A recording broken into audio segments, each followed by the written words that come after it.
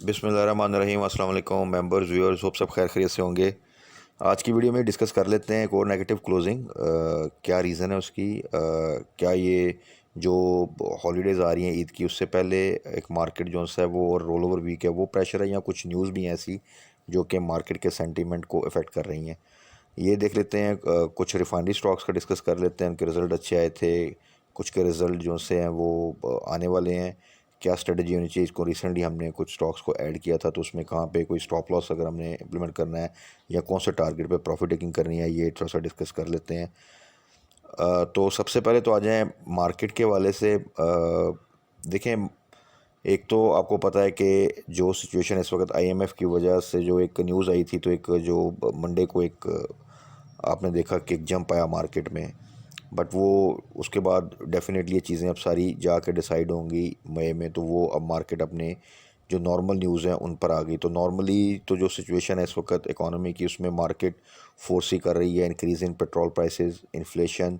और एक जो न्यूज़ आई अभी फिर दोबारा लेटेस्ट वो ये है कि टी बिल ऑप्शंस होती हैं जो कि 3 मंथ, 6 मंथ, 1 ईयर की होती हैं, और उसमें जो उनकी कट ऑफ यील्ड होती है उसमें अगर तो डिक्रीज़ हो तो वो एक पॉजिटिव इम्पैक्ट होता है। मार्केट ऑप्शन हुई आज, उसमें जो वो 100 बेसिस पॉइंट से ज़्यादा की जो सी है इंक्रीज़ देखी गई है, जिसका डेफिनेटली एक नेगेटिव इम्पैक्ट आता है। और ये चीज़ इंडिकेट करती है कि जो आने वाले आपकी मॉनेटरी पॉलिसी है उसमें चांसेस बढ़ जाते हैं कि आपका जो है स्टेट बैंक दोबारा से इंटरेस्ट रेट इंक्रीज़ कर दे। अच्छा, रिसेंटली जो इंक्रीज़ हुआ था बड़ा इमीडिएट सरप्राइज़, और एक जिसे कहते हैं काफ़ी ज़्यादा रेट इंक्रीज़ किया था 250 बेसिस पॉइंट का। बट वो सारा जो सा है वो सेटिसाइड हो गया ड्यू टू जो ये गवर्नमेंट चेंज हुई और सारा वो जो एक सिनेरियो डेवलप हुआ उसकी वजह से। बट अब अगर आगे जाकर इंक्रीज़ होता है तो वो डेफिनेटली एक नेगेटिव इम्पैक्ट जो है वो मार्केट में डालेगा, और वो इम्पैक्ट ज़्यादातर आपके steel sector, cement sector, textile, इन पे आएगा। ये गवर्नमेंट मैनेज कर सकती है इंडेक्स को, और वो आपके क्योंकि हैवी वेट्स होते हैं बैंक्स, और बैंक्स को वैसे भी उसमें जो सा वो पॉजिटिव जो सा एक साइड पे जाते हैं जब इंटरेस्ट रेट इंक्रीज़ करता है, तो इंडेक्स को मैनेज किया जा सकता है। बट डेफिनेटली फिर जो से आपके सेक्टर्स हैं उन सेक्टर्स में वो कंपनीज जो कि हैविली डिपेंडेंट है बैंक्स पे, जिनकी बोरिंग ज़्यादा, तो वो फिर एक अच्छा खासा जो है प्रेशर ले सकती हैं। तो ये टी बिल ऑप्शंस में जो इंक्रीज़ है इसका डेफिनेटली एक नेगेटिव इम्पैक्ट मार्केट में आता है। इन तमाम चीज़ों को फोरसी करते हुए कि आने वाले दिनों में ये प्रोबेबिलिटी जो सी है वो इंक्रीज़ हो जाती है इंटरेस्ट रेट इंक्रीज़ होने की। तो वो एक रीज़न जो सी है मज़ीद बनी मार्केट में एक प्रेशर की। अब कल देखें, लास्ट वर्किंग डे है, कुछ बहुत आप ज़्यादा एक्सपेक्ट नहीं कर सकते उसमें से।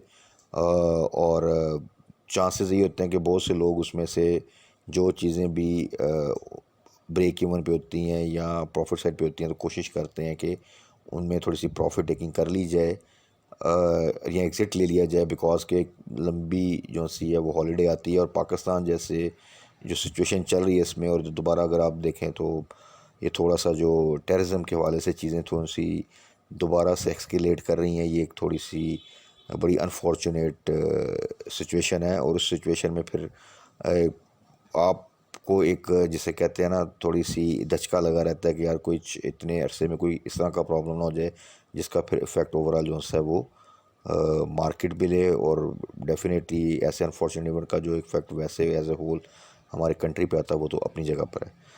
तो इसलिए कल के लिए भी आप एक रेंज बाउंड लो वॉल्यूम के साथ जो सा वो डे एक्सपेक्ट कर सकते हैं। इसमें स्ट्रेटजी हमारी ये होनी चाहिए कि जो आप लोगों के पास भी जो स्टॉक्स पड़े अगर प्रॉफिट में है तो आई थिंक एक दफ़ा अगर आप उसमें एग्ज़िट ले लें तो कोई ऐसा मसला नहीं, मार्केट में आगे आने वाले दिनों में फिर आपको चांस मिल जाएगा कि आप उन चीज़ों को बाय बैक कर सकते हैं।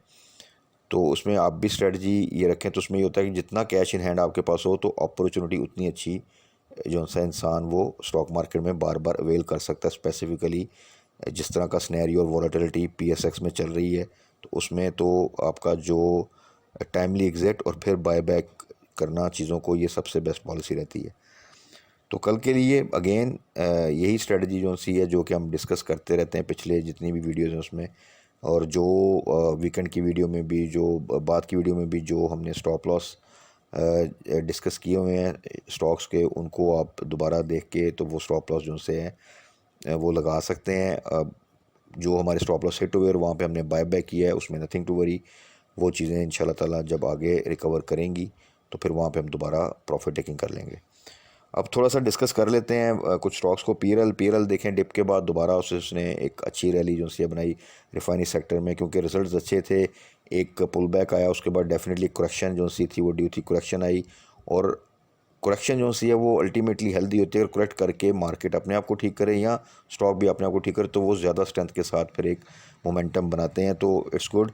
पीएलएल को आप टारगेट कर सकते हैं 20 के ऊपर, आप इसकी प्रॉफिट टेकिंग कर सकते हैं और इसको आप होल्ड कर सकते हैं। काफ़ी अरसे से ये डाउन साइड पे था, प्रेशर में था, बट एक अच्छा रिज़ल्ट, एक टर्न अराउंड रिज़ल्ट जिसे कह सकते हैं आप। उसके बाद इसमें आप आहिस्ता आहिस्ता एक अच्छा मोमेंटम आप देख भी रहे होंगे और फर्दर जो है इसमें आप देखेंगे इंशाल्लाह ताला।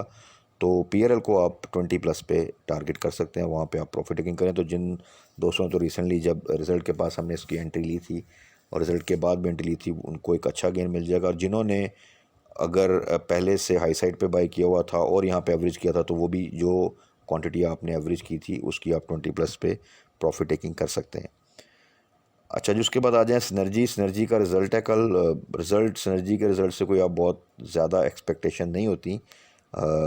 साल से इनके जो रिज़ल्ट हैं वो मैनिपुलेटेड होते हैं और उसमें कुछ बहुत अच्छी आप आउटकम नहीं देखते। बट जो इसकी प्राइस लेवल थे और जिस प्राइस लेवल पे आपको याद होगा हमने एंट्री ली थी 5 to 5.5, उससे तो काफ़ी ज़्यादा ये इस वक्त बेहतर सिचुएशन में है।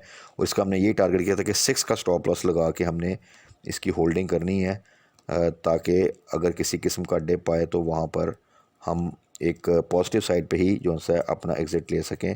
और क्योंकि एज ए होल रिफाइनरी जब मूव करती है तो फिर सिनर्जी भी साथ साथ मूव करता है, तो बेहतर रिज़ल्ट भी आ सकता है कुछ, अगर उसमें कुछ ग्रोथ बेहतर हुई as compare to previous quarter या प्रीवियस ईयर, तो उसमें आप एक फर्दर मूवमेंट जो है वो अच्छी एक्सपेक्ट कर सकते हैं। तो फॉर द सेफ़र साइड आप 6.5 पे इसका स्टॉप लॉस जो है अगर लगाना चाहें तो लगा सकते हैं, कि उसमें फिर ये होगा कि जहाँ पर हमने 6 का स्टॉप लॉस लगा था मज़ीद 50 पैसा का जो इंक्रीज़ लगा दें, तो अगर थोड़ा सा डिप आता है तो वहाँ पे आपका ऑटोमेटिकली एग्ज़िट हो जाएगा, तो एटलीस्ट आप पॉजिटिव साइड पे इसमें से एग्ज़िट ले लेंगे। तो अगर आप 6 के स्टॉप लॉस पे ही इसकी होल्डिंग करना चाहते हैं तो उसमें भी जो है वो आप उसको देख सकते हैं, क्योंकि रिज़ल्ट के बाद इसका अगर वो मार्केट के ट्रेडिंग आवर्स में अनाउंसमेंट आ जाती है, उसमें अगर किसी किस्म का प्रेशर आता है तो उस प्रेशर में फिर हमने ये देखना है कि वो कितना ज़्यादा जो है वो प्रेशर लेता है, और वहाँ पर हमने जो है इसको फर्दर आने वाले दिनों के लिए होल्ड करना है या इसको जो सा है हमने एग्ज़िट करना है। ओवरऑल ये प्राइसेस इतनी बुरी नहीं है। सो जो दोस्त 6.5 का स्टॉप लॉस लगाना चाहते हैं तो चांसेस हैं कि थोड़ा सा प्रेशर है तो हिट हो सकता है, तो वो उस पर लगा के एक एग्ज़िट चाहते हैं इसमें तो वो ये करके देख लें। या अगर आप चाहते हैं कि नहीं मैंने होल्ड करना, तो फिर एटलीस्ट जो है 6 का स्टॉप लॉस तो ज़रूर लगा के रखें और इसकी होल्डिंग कर लें, तो भी ये है कि थोड़ा सा प्रेशर लेके ये वापस बाउंस बैक कर सकता है।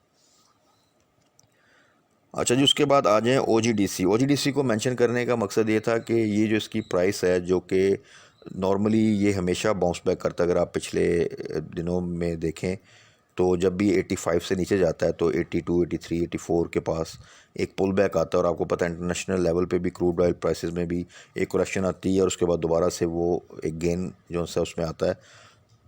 तो ओजीडीसी भी अगर आप देखें तो इसी मोमेंट में आप देखें तो जैसे ही थोड़ा सा डिप लेता है 85 से बिलो, बड़ी सिक्योर प्राइस है जहाँ पे आप एंट्री ले सकते हैं। और उसमें फर्दर जैसे ही इसमें 3-4 रुपये का एक जंप आए तो वहाँ पे आप प्रॉफिट टेकिंग कर सकते हैं। तो ओजीडीसी को मेंशन करने का मतलब है कि इस वोलेटाइल सिचुएशन में ये उस प्राइस पे इस वक्त है जहाँ पर आप डिप पे बाय करें और एक शॉर्ट ट्रेड में आप जो है 1-2 दिन में एक अच्छी जो सी आपको 3-4 रुपये की ट्रेड मिल सकती है। उसके बाद आ जाएँ जी फाइनल टीआरजी का जी रिज़ल्ट, और मोस्ट प्रॉब्ली प्री ओपन पे रिज़ल्ट आ जाएगा। अब इसमें इस वक्त सिचुएशन ये है कि जो रिज़ल्ट लास्ट क्वार्टर का रिज़ल्ट आया था वो बहुत ज़्यादा लॉस शो किया था, तो ब्राइट चांसेस इस चीज़ के हैं कि जो रिज़ल्ट अब आएगा उसमें बहुत अच्छी एक रिकवरी आएगी, क्योंकि उससे ज़्यादा लॉस तो फर्दर पॉसिबल नहीं है। तो एक अच्छा रिज़ल्ट आप एक्सपेक्ट कर सकते हो और अच्छे रिज़ल्ट की वजह से इसमें आप कल एक पॉजिटिव मोमेंटम देख सकते हैं। और आपको पता है टीआरजी में जब एक पॉजिटिव मोमेंटम आता है तो पूरा आईटी सेक्टर में भी एक जो है वो एक पॉजिटिविटी जो सी है वो क्रिएट हो जाती है। सो TRG जिनके पास है हमने 80 का स्टॉप लॉस रखा हुआ था इसका। जिन दोस्तों ने 70s में बाई किया था तो हमारा ये था कि 80 का स्टॉप लॉस लगा के इसको होल्ड करें, और जब ये 90 क्रॉस करके 95 से ऊपर जाएगा तो फिर हम अपना स्टॉप लॉस जो है वो 90 पे ले जाएंगे। तो आने वाले दिनों में TRG भी इंशाल्लाह परफॉर्म करेगा, और कल का रिज़ल्ट इसका प्री ओपन में आता है तो उसके बाद डेफिनेटली जो भी इसकी मूवमेंट बनेगी, उम्मीद तो यही है कि कल ही एक पॉजिटिव मोमेंटम बनाएगा, और उस रिज़ल्ट में एक जो इनका लॉस आया था उस लॉस में एक रिकवरी जो सी है वो एक्सपेक्टेड है अच्छी। तो इंशाल्लाह ताला होप फॉर द बेस्ट। बाकी कल के लिए मार्केट जी लास्ट डे, इंशाल्लाह ताला कुछ ख़ास एक्सपेक्ट नहीं कर सकते आप उससे। और जो आपको बताया कि T-bill ऑप्शंस की वजह से एक प्रेशर आया मार्केट में, तो कल भी एक रेंज बाउंड एक्टिविटी के साथ मार्केट थोड़ी सी होपफुली उम्मीद तो है कि कोई अगर न्यूज़ ऐसी ना आई बैठ तो एक पॉजिटिव क्लोजिंग दे सकती है। बाकी फिर जो भी इस तमाम हॉलीडेज़ में अल्लाह करे खैर खैरियत से सब गुजरें, तो उसके बाद जब ओपन होगी मार्केट तो फिर एक उसके बाद जो है वो स्ट्रेटजी हम डिस्कस कर लेंगे। तो तब तक अपना ख्याल रखिएगा, दुआ में याद रखिएगा। Stay blessed. अल्लाह हाफिज़।